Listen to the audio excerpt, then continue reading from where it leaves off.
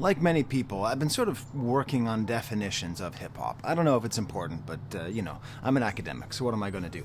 And usually what I do is I say it does two things, or it is two things. One, it is a cultural expression for and by Black Americans. That's sort of building on Bakari Kitwana's definition of a subculture of Black American youth culture. Okay? And that's super important. That's the most important thing about the art. But there's the second aspect that is particularly important to me in what I study, which is that it is also a tool. Now, it is a tool created by Black Americans, but it is a tool for the voiceless in any society, any country, any race. Okay? If you are voiceless, it is a free tool that has been given to the world. And it is in that second capacity that has made it such a global phenomenon, which is why international hip-hop is so important, which is why it cannot just talk about the condition of people who were formerly enslaved in the South of America, in the southern parts of the United States, and of course some parts in the North as well. But it can also address things such as post-colonialism, in particular in rap that is made by people who are either immigrants themselves, first generation, or perhaps second generation. Thank you for auditing the Always Positive New Music Review Show, hosted by a French professor who is right now teaching a class on French hip-hop. Seriously, I'll actually be showing you a PowerPoint that I used like 3 days ago, okay? And French rap, if you don't know, it's the second biggest creator and consumer of hip-hop in the world, has been since 1982. When you teach about French hip-hop, it's cool because, I also teach about French rock, and French rock is, fine, but it's always just kind of trying to be like American rock, whereas French hip-hop does things that American hip-hop can't, okay? And I'm going to be discussing that. The term I use all the time is musical style reflects cultural identity.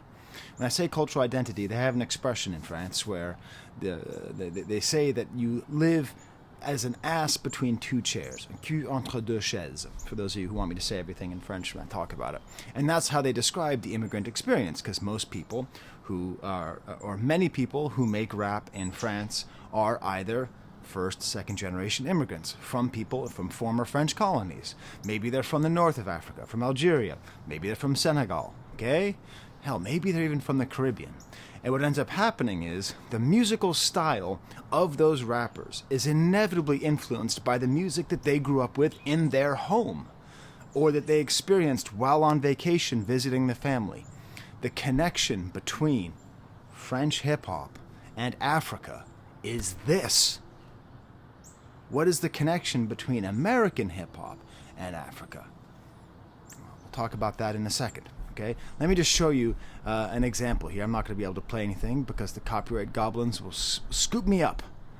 Because Warner and Sony and Universal own all French music too. So I start off by giving an example of this song by Freeman and Karim Leroy called Bladi. I'll include a link to it in the description. And that has this really cool thing where it sounds like it's a cross between North African pop music, Algerian pop music, and rap. And it's a super great beat. And then I play, this group here, and I ask them, so where do you think they're from? Like, well, it looks like they're all African. But in reality, that's what they look like in their day-to-day life. Okay, they're called Bisa Nabiso. They rap mostly in French, a little bit of Lingala thrown in there, and they're just celebrating Africa and celebrating their life. So, that's literally what I just taught last Friday. And the problem is, for American rappers, is sadly, they are too divided from their home country. So it just would sound inauthentic. I mean, I was thinking about this, and I don't know if it's true, but probably most Black Americans have been here longer than most white Americans, probably on average, right? I mean, certainly if your last name is Italian or Irish, it's probable, I mean, we're talking 14 generations since 1619, Hell, I'm super crusty old-time American. I'm only 13th generation American, and I can trace that because my history wasn't taken from me, okay? But still, if I tried to play some bagpipes or something and say that's my soul, man. No, it's not. I'm American. I'm more American than I am European, right? And you can even see it in the names, those people that I showed you, the rappers that I showed you from Bisa Nabiso, even though they're fully French, they dress French, they speak French, they're French superstars, their last names are Mahuku, Lubayi, Mbani, okay? So that's a very interesting thing that French rap can do. It can integrate African sounds in an authentic and meaningful way. Because when they do that, it communicates something to the listener, and it creates a sort of in-group of people who speak that same musical language. And those are the people who, in French society, we rarely hear from and rarely have representation and are usually looked down upon, legislated against, over-policed, etc. But maybe this is overstating things, this division. Because there is, actually, quite a bit of interesting immigrant rap in America. And there has been. I initially started off this whole thing with wading into the debate about the immigrant roots of hip-hop. Certainly, the beginning of hip-hop, there were several very important figures who perhaps their importance is overstated. I'm not going to wade into that debate. But the three founding fathers of hip-hop, DJ Kool Herc from Jamaica, Grandmaster Flash, family from Barbados, Africa Bambaataa, family from Jamaica and Barbados. Okay, so there is that kind of long history of first-generation immigration at the beginning of hip-hop. But let's be honest, right? That is not what is described by the music. That is not the function of the music, with the exception of perhaps the fact that the dance hall so clearly influenced the beginning of hip-hop. But still, even just putting that aside, just right now, just off the top of my head, Earl Sweatshirt or Billy Woods or Virgil Abloh, or... Oh, wait, why did you click on this video? Oh, you were here to talk about Tyler, the Creator, and his new song, Noid? Yes, of course, Tyler, the Creator as well. And that's why I think these first two songs are so important, for what we might be getting and for what Tyler, the Creator, may be doing. Right?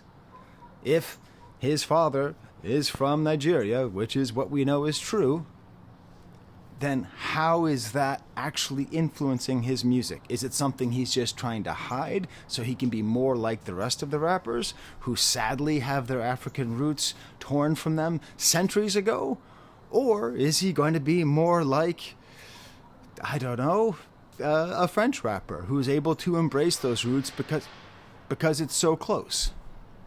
Saint Chroma, beautiful song, the first track I reviewed a couple days ago. If you look it up on whosampled.com, you'll see he's using, from a sort of sample pack, amazing African tribal vocal samples, which means, okay, that's one out of two songs which are integrating African sounds into Chromakopia. Whatever this is going to be about, maybe it's going to have something to be about Africa. And then we have the song Noid. Now you hear the sample, you hear the title, Paranoid. You hear the sample, dun-dun. And first of all, it screws with you. If you're a heavy metal fan, you see back there I have the Black Sabbath album, Paranoia. For my money, the scariest album cover of all time. That thing freaks me out. It makes me feel paranoid. But that's not the point of this video. The song Paranoid doesn't go, da-da. You see, Paranoid is track 2 on the album Paranoid. I believe it's track 2. Track 1 is War Pigs. What it sounds like he's sampling is War Pigs. In the masses, black masses. Right? That's what it sounds like. Not Paranoid. So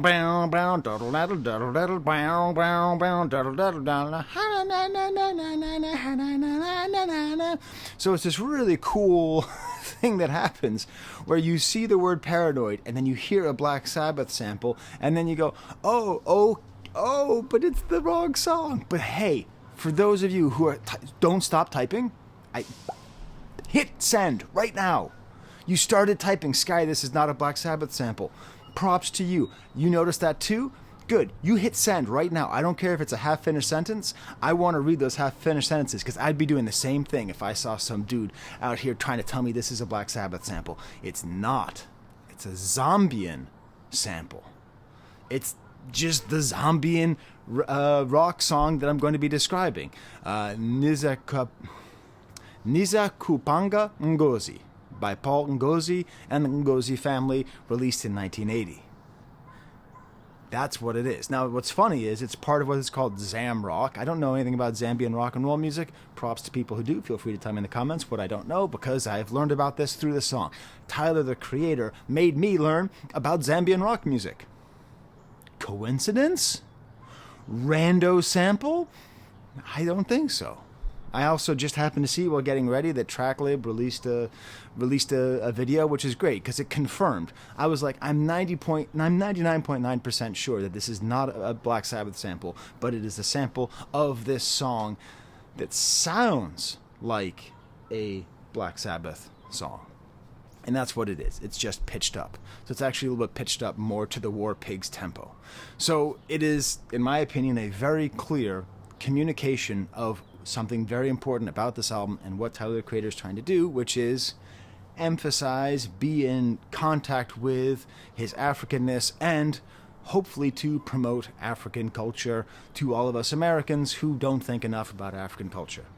I'm also going to include a link in the description to the best song that does this kind of thing. It's a song called Noir Désir by the French rapper Youssoufa, and it features Staff Benny Belindi. I never pronounce it properly, but it is this amazingly awesome, just crazy good beat with an amazing sample of an African rock band right in the middle, and it's better than Tyler. Okay? Hey!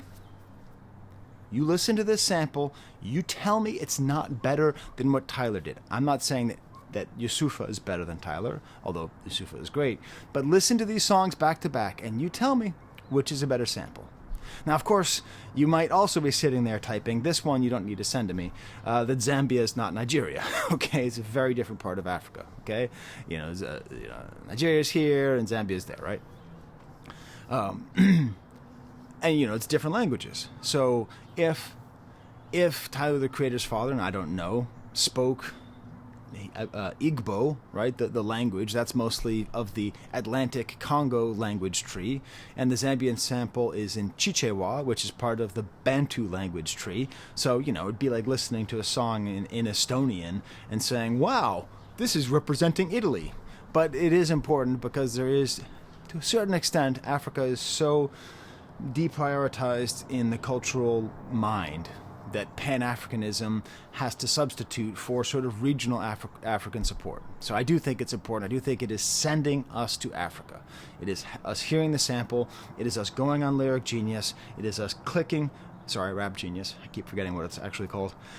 You have to go on Rap Genius. You have to click on the button, and then you see the translation, and you see what it says, and you see who they are, and then you click on the song, and then you go, God damn, this song is raw. Yeah, all right. I didn't know that I needed Zambians who are heavily inspired by Black Sabbath to be making rock music, but I'm going to be adding that to my cart. Okay, that's what he did.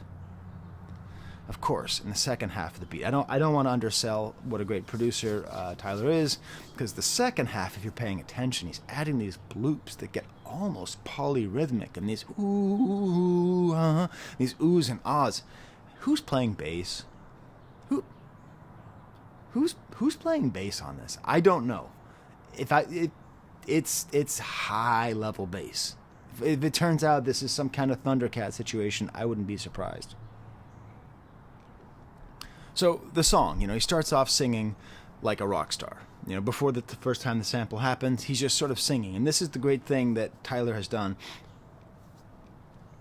I guess Kanye is the only other artist who managed to do this, to just be like, yeah, you don't know what you're getting, so just take it. I mean, he's just like, whatever you're about to hear, yeah, it's gospel music. Fuck you. Listen to it, And Tyler's the same thing. Like, yeah, this isn't going to be a rap song. It's not. No, I'm just kidding. It is a rap song. Oh, it is? No, I'm just kidding. It's not. Like that whole, like, the surprise.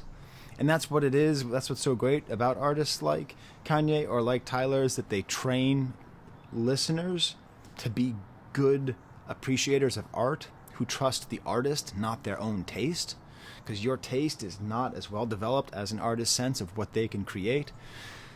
So he's one of these artists, very few of them out there, where when he changes, people change with him. They go along with him. And that's the greatest thing an artist can do.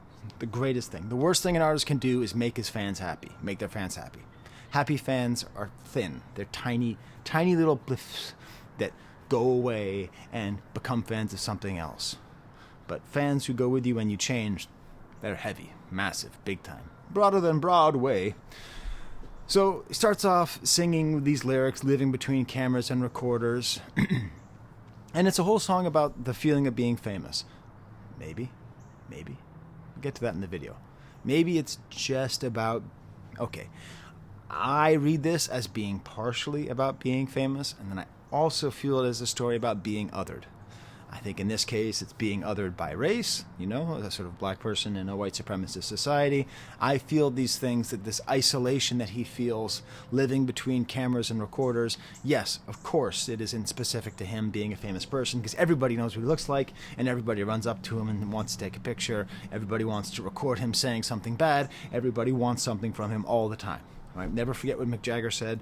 I'm paraphrasing, but he said, being famous is just meeting people all day. That's all famous people do. They just meet people. And they don't remember any of those people, and those people tell that story for the rest of their life. I met Mick Jagger once. You did? Yeah. I took a picture with Tyler, the Creator. You did? Yeah, Tyler doesn't remember. Then we had the sample, which translated, when you come at my house, please be respectful, because I don't like talking too much. Talking too much breeds gossip. I'm sure something's lost in the translation here. It is loosely connected to the general theme of the music, but I really think what's happening here is this really fun interplay between heavy metal and African music and singing and being paranoid and rapping. I mean, he's just creating what a tableau he's giving to us. And then the post sample, that's where we're starting to get some more of these boops here. I feel them on my shoulder, running. Again, describing this feeling. And, I don't know. I don't know if we're going to be saying this is some kind of Jordan Peele story that is about an individual, but that's also about an entire group of people. It's how it feels to me. And then we get the rap verse, I can't even buy a home in private, home invaders got my brothers dying. I imagine this is a reference to Pop Smoke, I don't know. Notice every car that's driving by, I think my neighbors want me dead. I got a cannon underneath the bed, triple checking if I lock the door. I know every creak is in the floor, mother effer, I'm paranoid. I loop around the block, eyes glued to the rear view. Rather double back than regret hearing pew pew. All right, so he has a whole image of not being able to buy a house and logging every car. I talked about this when I was talking about that song Zigzaggin'. Zigzag Zig by Elucid. But when I was growing up, Stranger Danger was wild in the 80s. Just wild, man. They had us terrified. So they told us if you ever saw the same car 2 days in a row, then they're probably a kidnapper who's trying to figure out who you are. So I would go home from school, 3 o'clock, the same schmuck driving his Oldsmobile, just going home from work. I thought he was freaking Gordon Jump from Different Strokes, playing Tarzan games, free bicycles. I'm like, no. I'm run, hiding in the bushes. I'm look it out. I'm running home. Obviously, that's nothing compared to this, but that's the experience of the fear. That's the paranoia that's built into you. And let's be honest, famous people get shot for being famous. A lot. All right? Half of the Beatles. I know George Harrison died because he smoked too many cigarettes, but someone did break into his house and try to stab him to death. They just failed. John Lennon was shot by a crazy fan. This is a thing that happens. This is a reasonable thing. And then it ends, never trust a B word. If you're good, they can trap you, so strap it up before they F around and strap you up. And this whole image of, that even sexuality. So, being in public is a cause for paranoia. Being with a lover is a reason for being paranoia. And then goes back to the sample. The African vocalization in the back is round and just weird synths. I do need to talk about the video because it's very intentional. You can't find the song on streaming, as far as I know, so that means the visuals are equally important. That's what he's telling us. He's telling us, do not consume this song with your ears. Consume it with your eyes and your ears. So I need to check my baby monitor. It's been a little while. Nice. She's sleeping. That's why I'm out on the back porch, by the way. So, this themes of alienation, of fame, the isolation of being looked at. That's this opening, this beginning here. Also, I want to give credit to commenter Sevi the Villain, who mentioned that this is very very redolent of German expressionism, which was something that was maybe at the edge of my tongue, but I didn't actually formulate the thought, so I want to give him credit to that. I do think that is a big influence, the black and white imagery. If you've never seen a movie like Cabinet of Dr. Caligari, or even, hell, I mean, go see Nosferatu. I mean, Nosferatu, all these things are free online because they're out of copyright. Just watch Nosferatu on YouTube. It'll blow your mind. It's just this kind of very stark imagery. I've also been thinking about The Mask. Hey, what's the first thing you think of when I say African art? But that's just me. You think of masks.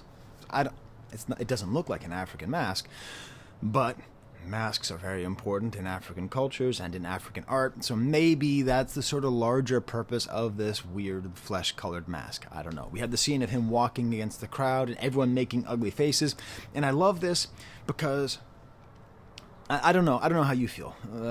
Maybe your dad didn't yell at you a lot when you were a kid, so maybe you don't feel bad about yourself. When I walk into a room, I think everybody thinks, God damn it, Skye's here. I think everything I say, people are sitting there going, that was stupid. Like, seriously, it's terrible. It's terrible. It's a really rotten feeling. But that's how I feel. And I can imagine if you're at this level of paranoia, or if you feel this othered, you might feel that everyone's looking at you. I mean, I had a feeling of being othered. I spent a month in Korea. And when you spend a month in Korea, you realize, just wow, I am white. That's the only time, only times that white people can feel othered is when they go places for an extended period of time where they're not around people who are also white, and people look at you, they stare at you like, what is that? We'd go to these little towns, like, what is that? Now, I fortunately, or unfortunately, whatever it is, I never felt like bad feelings because of, white supremacy and all that stuff. But I could imagine the feeling of just people looking at you saying, that shouldn't be, that it feels like you feel like people are making these faces at you. That's what I don't think what's happening in the beginning is actually happening. I think that's how it feels on the inside. The woman runs up and kissing and screaming and crying. And I like how she's like, pretty, but she's not made up to be like super sexy. There's something very sort of plain about her, and then we see him running, and then we see an end of season sale, and it turns out, Chromakopia is a store. It's like a fashion store, and then a fan he thinks is going to kill him, but actually just has a CD. Don't forget, the album, John Lennon signed an autograph for the person who shot him earlier in the day. So there's an actual record. It was sold in the 1980s, I think, for like $17,000, ridiculously low amount of money. His album, signed by John Lennon with his blood on it from being murdered by the guy who loved him so much. It's not easy being famous. Then we see this little break of him driving his Ferrari Enzo, which is a very special car that you can't just buy a Ferrari. You have to like earn the right to spend a few $1 million on a car, which Tyler did, and it's very cool, and he's like looking kind of cool, but it's just a small break. It's a small break of happiness because immediately he's being followed by this old-timey car, and it's that sense of it doesn't matter, you can't run away, right? You can buy a Ferrari, you can have all the money in the world, you could be a great artist, but it's always going to come up. And then he ends up back in his apartment or his house, or he's in this house that he can't really buy, and he's looking out the curtains, and he can't help but think of Malcolm X looking out the window, or KRS-One looking out the window. Here he's like wearing this like really, really, really nice cable knit sweater, this like white cable knit sweater. For those of you who are asking, why am I not wearing my bathrobe today? Attention to detail, everybody. And then there's this moment where he's looking in the mirror, and he's being robbed in the mirror, but in real life there's nobody there. And again, it's that same question of what's real and what's fake. And the paranoia is real, but are the attacks real or not? And then we see him in this sort of interior scene with this woman in the back who's with a child on the bed. I think it looks like the cover of Mr. Morale and the Big Steppers. You tell me. I had this whole thing on Instagram where I was basically goofing around, but I was looking up the Noid, because it's called Noid, which is short for paranoid. And apparently there's a Death Grips thing. I don't know. Release the Skye cut, because I won't talk about Death Grips until the Skye cut is released. But I thought of, there's a mascot for Domino's Pizza who's called the Noid. He's this weird little like imp with like big ears and you just run around. And the whole slogan was avoid the Noid. And then I looked it up and they stopped using that mascot because somebody robbed a pizza joint in Georgia because his last name was Noid and he thought I was the Noid. The guy's full name is Kenneth Lamar Noid, which means there are two famous people in world history that are Kenny Lamar, third name that is unpredictable, Duckworth and Noid. So I didn't really joke. I just said, isn't this a strange coincidence? I don't think it's a sneak diss at Kendrick. It doesn't make any sense. But, I mean, what the hell? I mean, how many people out there are named Ken Lamar something? There can't be that many. He's running from the house after this, and he's barefoot. I think it's important that he's barefoot. I think there's a lot of sort of themes of runaways throughout history. I think that's what this is in reference to, the same way that I think that it's not like it's in direct reference to, but like I think the first one is to make you think of a chain gang. I think this is to make you think of someone running away, and the color, and then we had this whole scene in color where he's like fighting with his shadow, doing something else. Remember I mentioned the Nosferatu thing? I was dropping a pin there for you, so you think about vampires, because there's also a Dracula theme here. Because the shadow does something different than him. And that's all I can think of is that happens in Nosferatu by F.W. Murnau, the movie that's like 105 years old or something like that. And it happens in Francis Ford Coppola's outrageously horny movie Dracula, Bram Stoker's Dracula, where Gary Oldman plays Dracula back when he was a young man. And there's the shadow just does different things. And like that's what's happening here. And then earlier in the video, we have a reverse vampire thing where something's happening in the mirror that's not happening in real life, whereas vampires, you can't see them in the mirror what's happening in real life. I don't know if all this stuff is on purpose. I'm just saying what I see. And then of course he walks away in the green shorts, and the green shorts pop up there. So those are my thoughts on the video. Those are my thoughts on the song. I think it's very clear that he's going to be doing some stuff that's going to take a while to understand and a while to unpack. I would say the main thing musically that is being communicated to me by this song is this deepening connection to Africa, and frankly I'm here for it because African music is excellent. African music is the basis of the majority of music that we all listen to on a day-to-day basis. Unless you're sitting back listening to Bach, you're probably listening to something that is directly inspired by African music. So why not spend more time thinking about it? Those are my Patreons. I didn't have time to ask them if they want a shout out. This is my second video today. I'm working hard. Did I ask you to smash like bucket? Did I ask you to subscribe? Did I ask you to say AVAA stands for awesome video? As always, I think I got that better this time. And once again, if I make this shot, I will go as Chromakopia for Halloween, but I'm not going to go in blackface or anything. I'm just going to do the crazy hair and try and do some kind of weird skin mask. You know what it reminds me of? Remember when Dwight cuts the mask, cuts the face off of the CPR dummy? Silence of the Lambs. That's what the mask looks like. So let's see if I do that for Halloween. Catch you on the flippity flip. All right. I don't know how many more times I want to have to do that. Done it. There's the camera.